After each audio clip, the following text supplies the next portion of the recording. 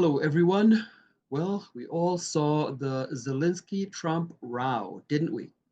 Ever been to Ukraine that you say what problems we have? I've been to. Count one. I've actually watched and seen the stories, and I know what happens is you bring them on a propaganda tour, Mr. President.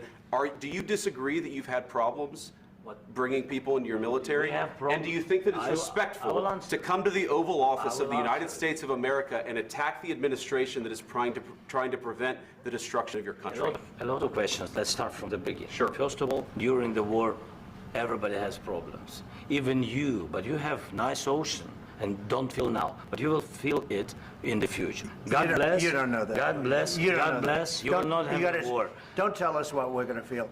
We're trying to solve a problem. Don't tell us what we're going to feel. I'm not telling you. Because you're in no position to dictate that. That's Remember exactly this. You're in no position to dictate what we're going to feel.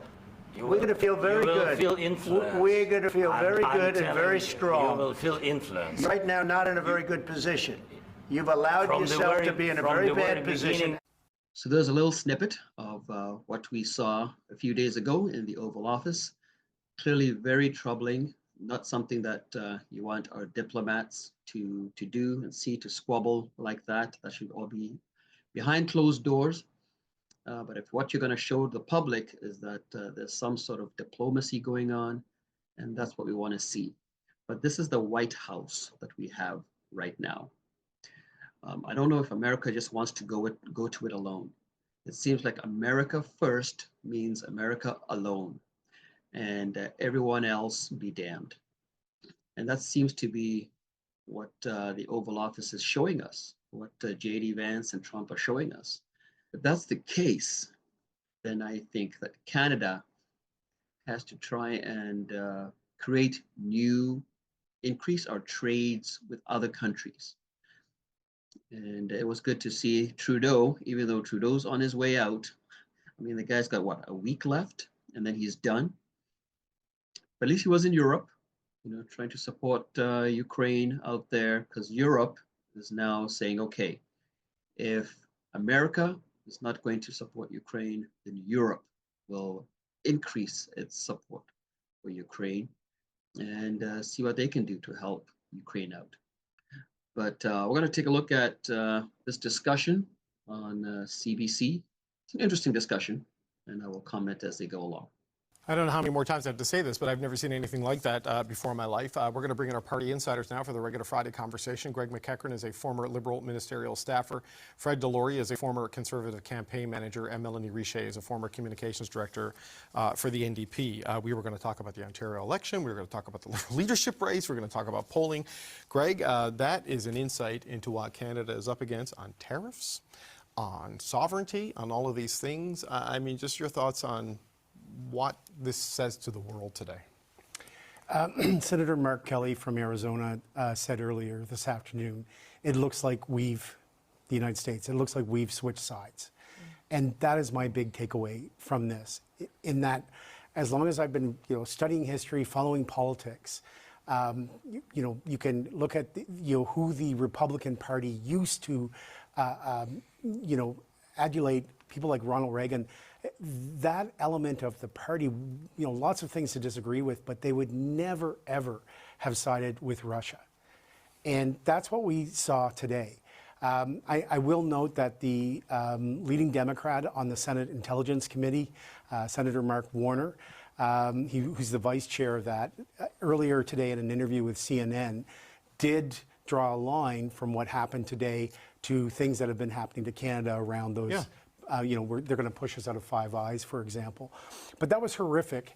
And especially when you know that those scenes in the Oval Office are usually quite scripted and they have an outcome. With other presidents, there's no way that there's going to be a surprise there. And to see the president and the vice president, with very little military experience, gang up on the president, keeping real reporters out of the room, and having a reporter who's apparently the boyfriend of a Republican congresswoman criticize. Does Zelensky own a suit? Does he own a suit? Well, the president just showed us there. I'm trying to make, hopefully my statistics are correct here, but I believe 43,000 Ukrainian soldiers have died. It's estimated that 200,000 Russian soldiers have died, probably 12,000 Ukrainian civilians. And in the same breath, the president of the United States mentioned some casualties and then moved on to his approval ratings wearing a trucker's cap. You know, it is a frightening time. Yeah, Fred, like 20,000. Just a slight comment. Yes, I agree with this gentleman about obviously that it's unusual to have anyone, really, I don't care if it was Republican or Democrat, support Russia, please support the Russian president. It does look like they've switched sides, at least that's how it looks. We'll see. And he spoke about real journalists being allowed in the Oval Office and ridiculed someone just because they were a boyfriend of or girlfriend of some, whatever, I forget what he says. But one thing I do like about what Trump has done is he's allowing podcasters, like different, not just the legacy media, into the Oval Office and into the press room. And I think that's good for the viewing public because the legacy media, I think actually all media is kind of biased towards one side, but the legacy media is so left that we don't get a good taste of the other side because there's MSNBC, CNN, CBC, all of them are so left. And so it's good to have other podcasters in there, other news organizations, even though they're not legacy, they're independent, to get into the Oval Office and give us the news. So he can go ahead and ridicule, podcasters and people that he doesn't consider real, but I think it's good. And Ukrainian kids have been kidnapped, taken into, Russian territory. I mean, I'm trying to think of a historical equivalent where something like this could happen. I think like Winston Churchill and FDR, negotiating the Lend-Lease agreement for the Second World War and Churchill getting berated, I mean, what do you make when you see that kind of a moment? It was crazy, as you said. It was disheartening. It was like the President of the United States of America is traditionally known as the leader of the free world. Doesn't feel like that leader anymore. They look like cowardice. The way they bullied Zelensky there, the two of them, like JD Vance setting off like a little pit bull. It was just so unbecoming of that office as well. They talk about how Zelensky out there, it was them who started all of this. And at the end of the day, they're asking Ukraine to give up territory to a foreign invader of a dictator, of a monstrous regime that has been a long-time rival, rightfully so, of the United States. So it's just absolutely absurd what we're seeing here, and the rest of the world, free world, needs to step up and fill that vacuum now. We need world leadership at some level to come in and be the new leaders of the free world. Yeah, Kai. Yeah, I mean, what does Canada do? Because really, like I said before, it looks like America wants to go it alone. I never would have believed that Canada would have been attacked politically by America. We always thought of, the southern border. That's where all the illegal immigration is coming to the U.S. from. Maybe a little bit from Canada, but nothing major. All the drugs were coming in through the southern border. You never heard much from U.S. political class that the northern border is an issue until now. So Trump has decided, no, I'm attacking Mexico, I'm attacking Canada here in North America, and then I'm going to go out and grab Greenland, Panama, Europe, NATO. And then, yes, I mean, look at this guy. Look at JD Vance. I think JD Vance is campaigning for 2028. I know the U.S., they're trying to see if Trump can get a third term. They're looking at the Constitution to see if he can. But if not, then 2028, JD Vance is getting himself in there. The guy talks a lot. So I think he's campaigning for that already. But as far as Canada is concerned, we have to now get new trade routes and also get our own interprovincial trade barriers down. We need to improve our own internal economy and get those barriers down so that we can just trade in Canada freely. Free trade in Canada. Kaja Kallas, who's the former Estonian prime minister and now one of the top diplomatic officials for Europe, is saying we need a new leader of the free world. And, you know, Mel, you look at this moment, like, this was already a controversial thing for Ukraine, right? Because they're going over to sign over $500 billion of mineral wealth, which had the whiff of ransom around it. And it was like they were intent on making Zelensky grovel and say thank you repeatedly. And there was nothing, it seemed, that he could say to have them both back off, right? It was like they were looking for a fight and primed for a fight and ready to have it. It was like a Twitter argument, you know? With somebody who wasn't looking to have a Twitter fight, right? Like somebody who's just going about their business, doing what they should be doing. And you know, you compare the folks in that room, and like let's take a seat for a little bit. And the way that President Zelensky has really led, you know, his country through the last few years has been really remarkable. I think across the planet, everybody has been saying, you know, what a show of leadership, what a show of leadership from Ukrainian people. And then to have this happen, like I have no words. I don't honestly. Now, one thing we need to be careful about is Zelensky is no angel. Okay, he's not devoid of fault in this whole exercise. He could have ignored what JD Vance said, but he decided to no, I'm not going to take that, and to step up. So one thing Zelensky kind of diplomatically failed in is to remember why he was there.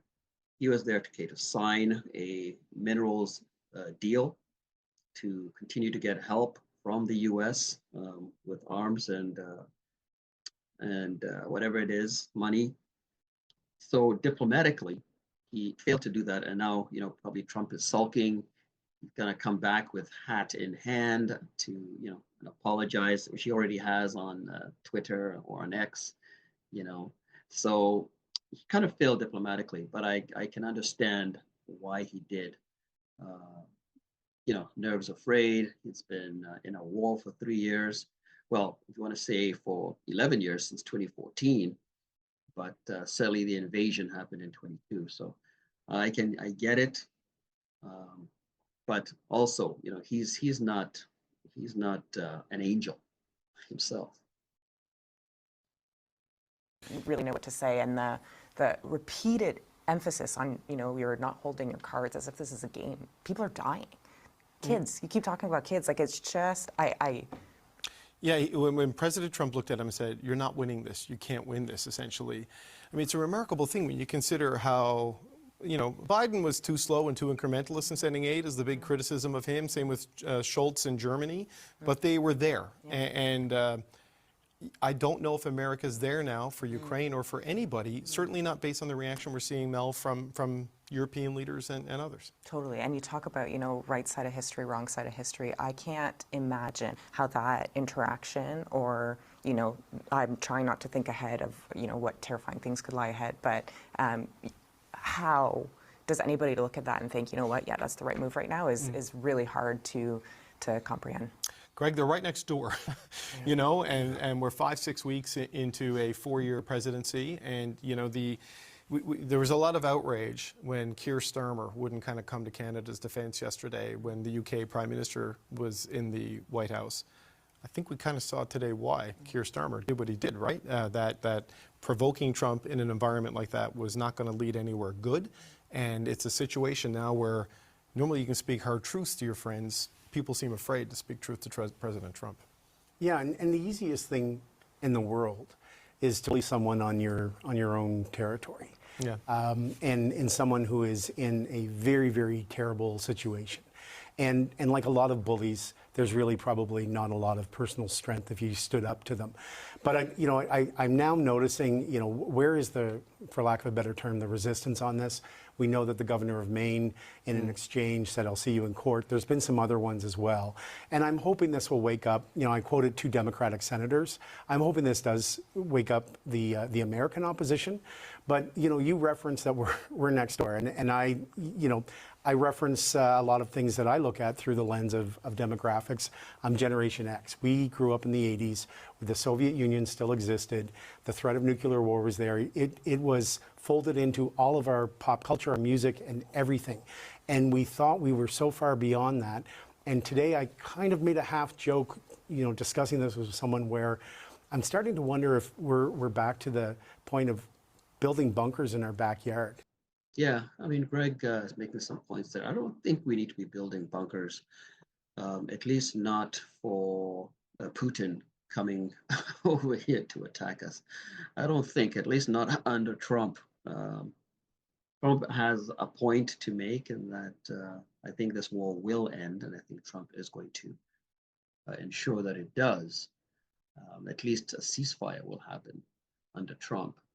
Everyone is a client, or everyone is a mark, or everyone is an opportunity, or everybody is a moocher. It's sort of, and it seems that it's not about shared values and historic alliances and relationships for countries. It's relationships to him. Right. That's it. You know what I mean? It's not about World War II, World War I, Afghanistan, any of that. It's the moment now and a balance sheet that the numbers change every time he speaks. Yeah, it's really the core of Donald Trump and who he's been his entire career in business. His first presidency was a clumsy, messy, uncertain, didn't know what they were doing. I think he now feels he knows what he's doing. He's been in that office before, and he's running it like he runs the business, where he bullies and manipulates and just pushes, and that's his. It feels more dangerous than the first time. Incredibly more dangerous, because he seems more intent and feels he's more emboldened to do it, and he's now surrounded by way more people that think like him. Where before, I think he brought in a lot of the seasoned Republicans or whatnot that were around him. They don't have that anymore. It is the fierce fighters that want to just change and break things. We had one of his senior people this week talk about redrawing the Canadian border. We're right next door. It is very serious, and it's going to be what occupies all of the Canadian governments at all levels for the next number of years, well, 4 years anyway. Anyway, guys, I'll put the link for that show in the down in the comments. You can certainly watch it. Those guys have some interesting comments to make. Here's my thing. We are next door as Canadians. It makes me, imagine what the talk was like when Trudeau and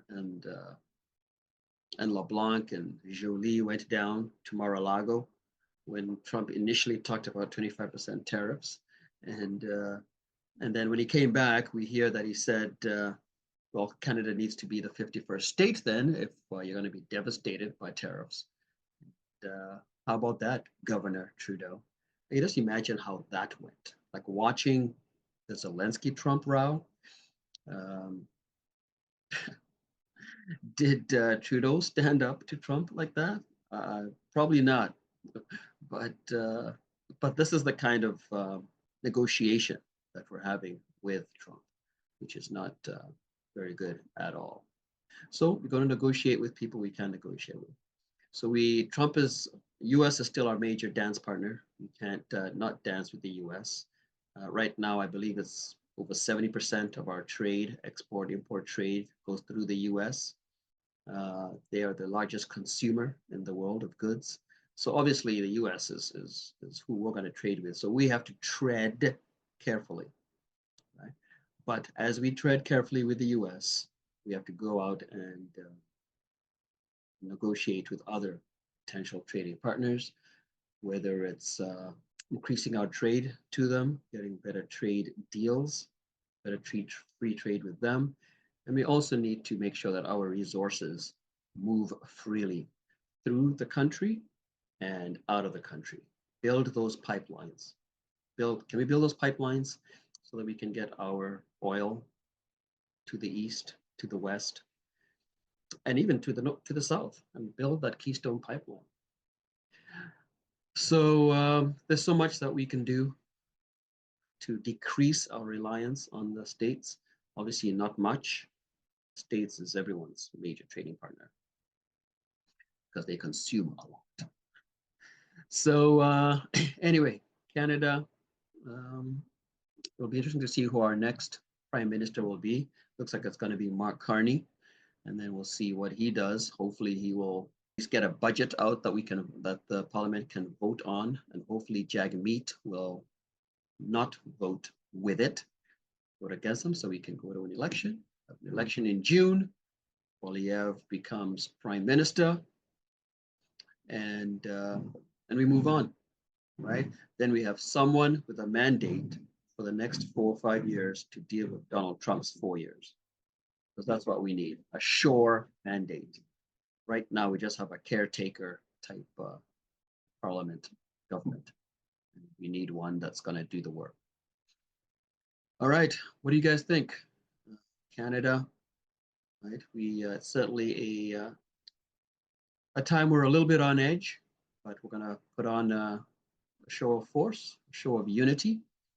We're seeing that right now, you know, where people are buying Canadian, people are bellowing at the Canadian national anthem at sporting events, people are booing the American national anthem at sporting events. Canada won the Four Nations